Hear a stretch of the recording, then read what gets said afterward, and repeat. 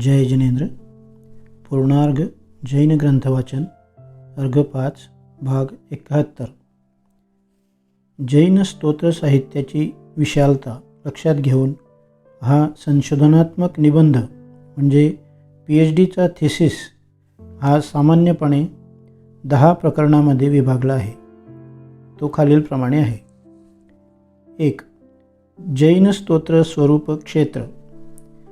जैनांच्या स्तोत्र निर्मितीची भूमिका विशद व्हावी हा या प्रकरणाचा उद्देश अनेक स्तोत्र साहित्यातील उद्धरणासह स्पष्ट केला आहे.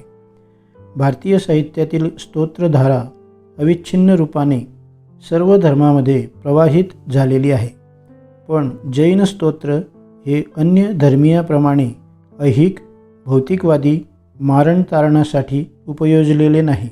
मनःशांती, आत्मतुष्टी, बिनविरोध पापमुक्ती, अष्टकर्महानी, निर्वाणप्राप्ती इत्यादी अनेक शब्दांनी आचार्यांनी स्तुती करण्यामागची भूमिका स्पष्ट केली आहे. समंतभद्रांनी यास स्तुतिविद्या म्हणून गौरविले आहे. जैन स्तोत्राचे क्षेत्रसुद्धा व्यापक आहे. केवळ गुणानुराग म्हणून स्तोत्राचा प्रयोग करणे हा केवळ स्तोत्रांचा विस्तारातील एक भाग आहे. जैन स्तोत्रांचा प्रयोग स्तव, स्तवन, स्तुती या विविध रूपात होतो. बऱ्याच वेळा त्याग, थव किंवा थुई या प्राकृत शब्दाने पण संबोधले जाते. जैन स्तोत्राची व्याप्ती पण मोठी आहे. जैन स्तोत्र जिनेंद्र भगवंतांच्या दर्शन, पूजा, सामायिक, अभिषेक, जप, ध्यान, योग इत्यादी सर्व क्रियांवर रचलेले असते. मुनींसाठी जे सामायिक प्रतिकरण, स्तवन, वंदना ह्या षटक्रिया सांगितल्या त्यात स्तोत्र हे प्रथम आहे. 2. जैन स्तोत्रांचा विकास. या प्रकरणात अगदी प्रारंभिक कालापासून ते 319व्या शतकापर्यंत झालेल्या स्तोत्र रचनेचे अध्ययन केले आहे. या प्रकरणात काळाचा, विषयाचा, शैलीचा व काव्यगुणांचा क्रमशः विकास कसा झाला हे सांगितले आहे.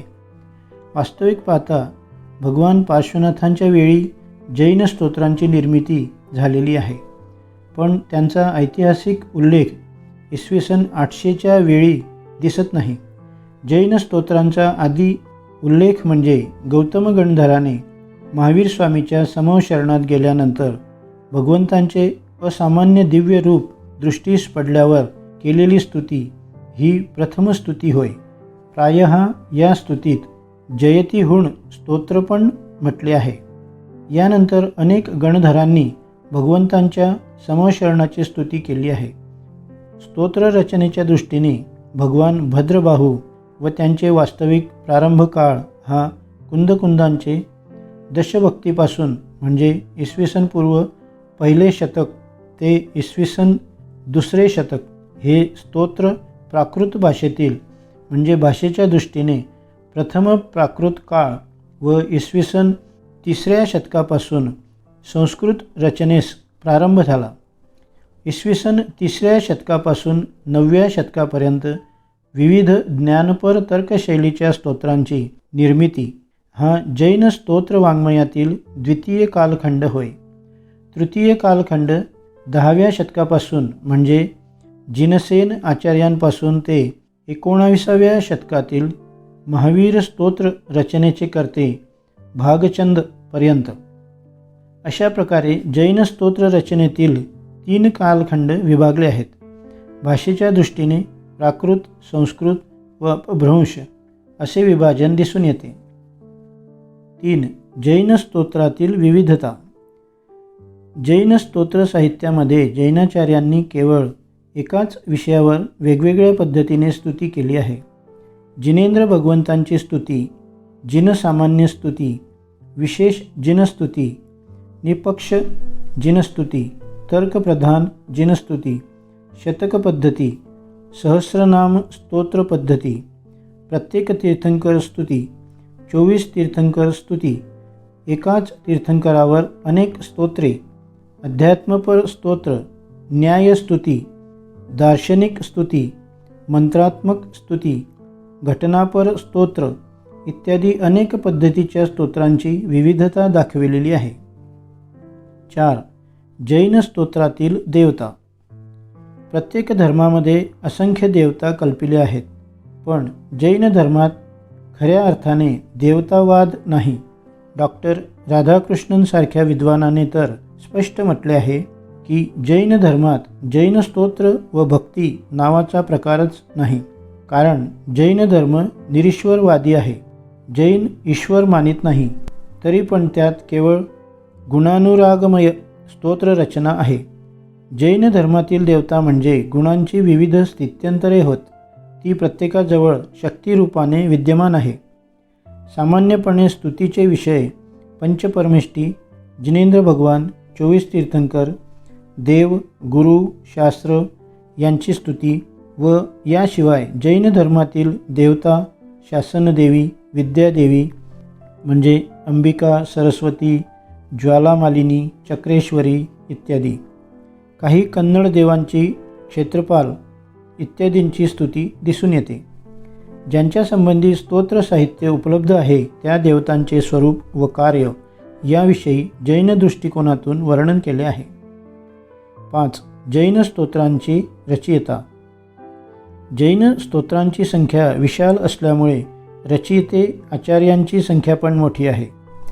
तरी या प्रकरणात ज्यांनी जैन स्तोत्र साहित्यात नवीन वळण दिले व साहित्य समृद्ध केले अशा ठळक आचार्यांचे जीवन व काव्यशैली यावर प्रकाश टाकला आहे. भगवान भद्रबाहू, कुंदकुंद, उमास्वामी, समंतभद्र, सिद्धसेन, पूज्यपाद, अकलंक, विद्यानंद, अमितगती, आशाधर, धर्मघोष, धनंजय, मानतुंग, वादिराज, भूपाल, धनपाल, शोभन, हेमचंद्राचार्य, पद्मनंदी इत्यादी 50 आचार्यांचा साहित्यिक परिचय दिलेला आहे. जैन स्तोत्रांची रचना करणारे सामान्य जन किंवा सामान्य जीवनातील व्यवहारी कवी नसून निस्वार्थी, ज्ञानध्यान, तपोनिष्ठ व आत्मदर्शी श्रेयार्थी मुनिजन आहेत. ही गोष्ट सहजासहजी लक्षात येण्यासारखी आहे. धनप्राप्ती व ऐहिक लाभ हे त्यांचे ध्येय नाही. 6. जैन स्तोत्रावर भक्तीचा प्रभाव. जैन स्तोत्रांचा भक्ती हा प्राण आहे.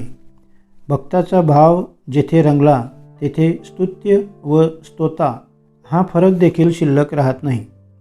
भक्तीमध्ये नम्रता, शीलता, लघुता, आत्मवेदना, कथनपरता, शरण्यवाद, आप्तसंबंध, प्रदर्शन रूपता इत्यादी रूपे लक्षात येतात.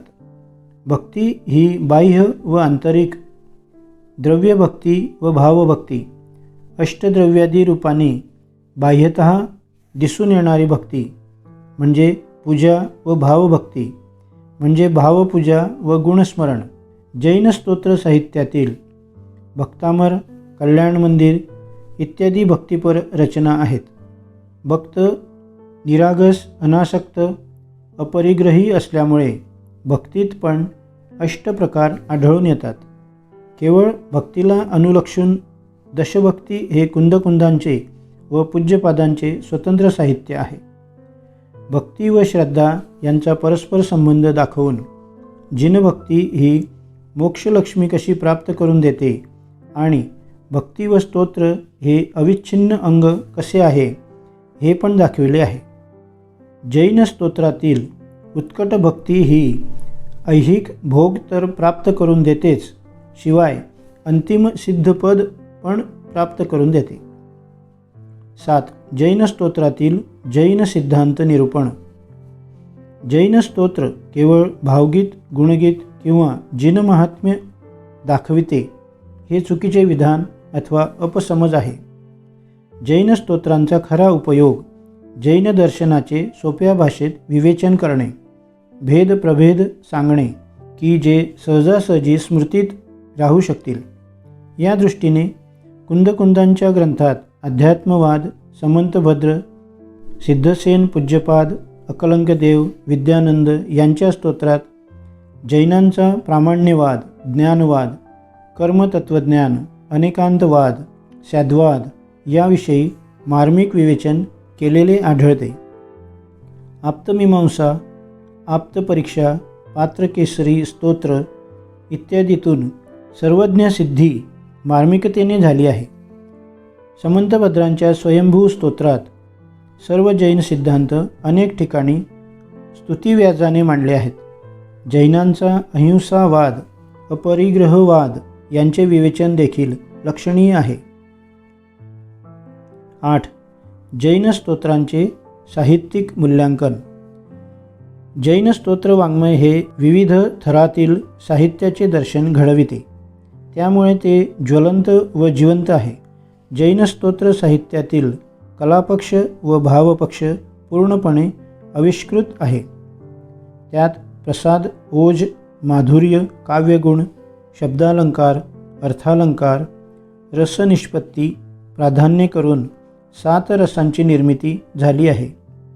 जैन स्तोत्र वाङ्मयातील चित्रणशैली विलोभनीय आहे. समंतभद्राने जिनशतक म्हणजे चित्रालंकार, सिद्धसेनांची त्रिशतद्वात्रिंशिका, पूज्यपादांचे सिद्धिप्रिय स्तोत्र, आदियमक, अनुप्रास, श्लोकादिक अलंकाराने पूर्ण आहेत.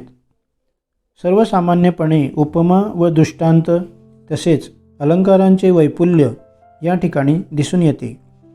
काव्यमालेच्या सप्तगुच्छातील काव्यश्रेष्ठ स्तोत्रांचा या ठिकाणी उल्लेख केला आहे.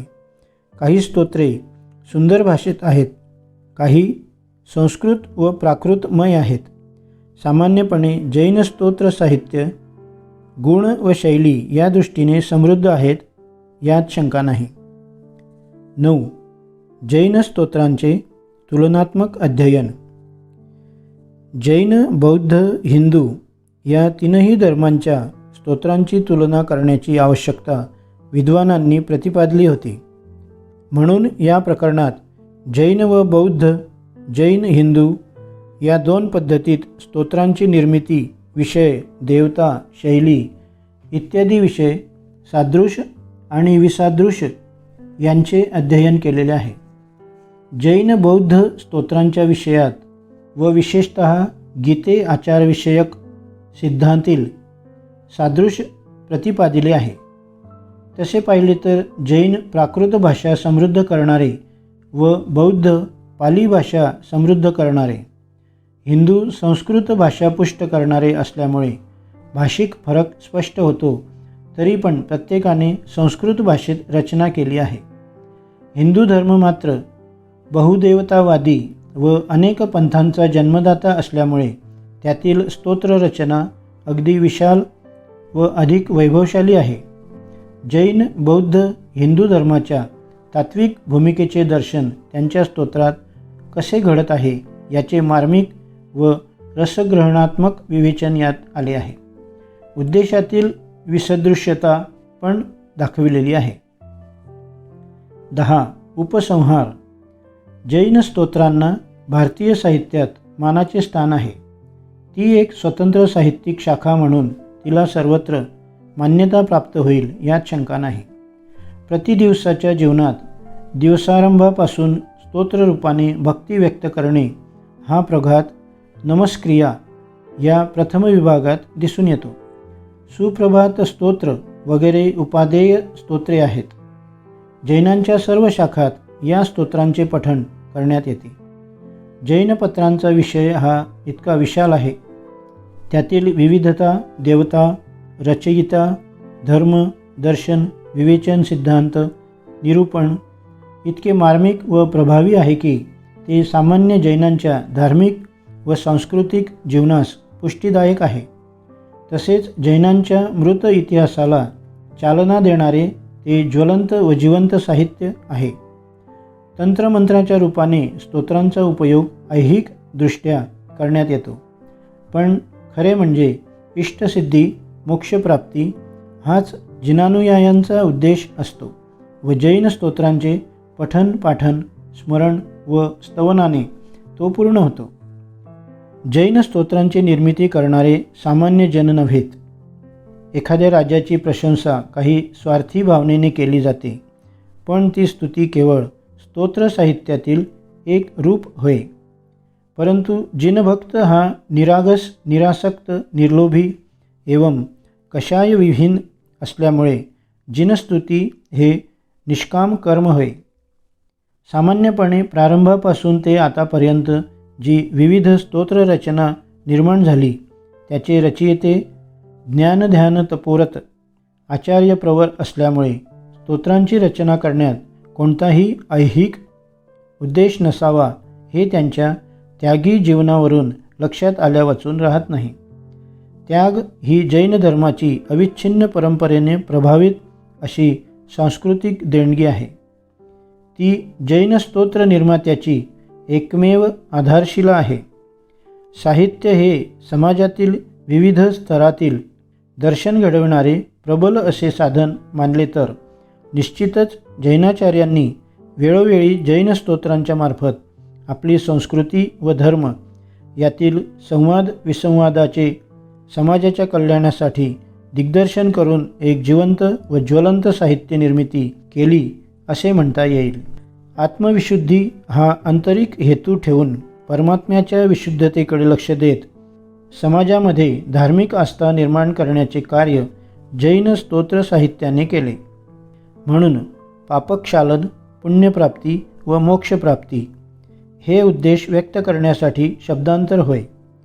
जैन आचार्य सामान्यपणे स्तोत्रांच्या शेवटी स्तोत्राच्या फलाचे व उद्देशाचे पण दिग्दर्शन करतात. मानतुंग आचार्यांनी मोक्षप्राप्ती हे फळ सांगितले. वादिराजांनी रोगमुक्ती हे फल म्हणून दिग्दर्शित केले. परिस्थितीवश स्तोत्रांची निर्मिती प्रासंगिक होते हे पण विसरता येणार नाही.